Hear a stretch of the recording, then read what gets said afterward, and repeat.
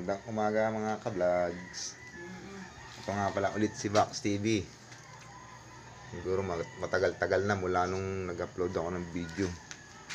Madaling araw ngayon. Ito yung bahay pala namin noon. Wala pala ang bubong.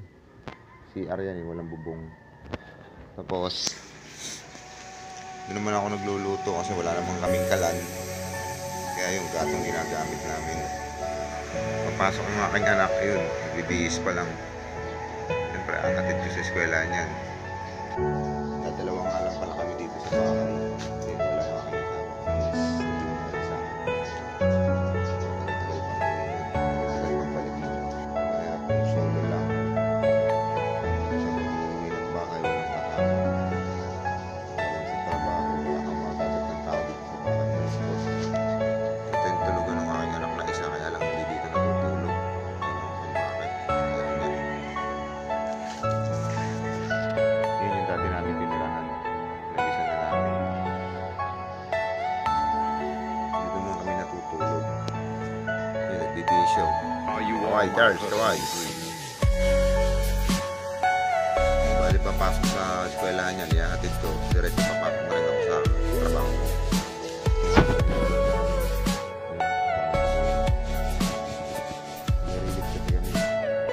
Everything you know is in your mind. May isang problema ko kung hindi ng project niya. Kasi hindi naman ganun kalaking kinikita ko. Dalawang anak ko high school, tapos ito elementary. Siyempre, hindi naman sapat lahat ng kinikita. Nabili ko ni isa ng folder, tapos colored paper. Ang kulang ko na lang yan, glue, gunting, crayola, at ruler. Subukan natin makakuha mamaya. Ako ng anak ko 40. Kasi nakasyahin ko na lang. Magkano na lang to? Parang 50 pesos yata itong barya na to. Kasi yung 200 binigay ko na dun sa isang anak ko. Hindi ko na nga pala nakuha ng kaganina ng camera yung pag-alis namin kasi medyo maulan. Hanggang ngayon maulan pa rin. Nandito nga pala ako sa tanghalian.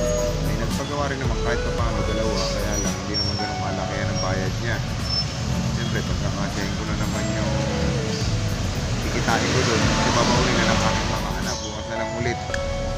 Hindi, mamaya pala kukuhanan ko rin yung pag-uwi ko sa bahay. I-vlog ko yung daily sa nangyayari sa buhay namin. Kasi dalawa lang kami nasa bahay ngayon. Aking isang anak na lalaki.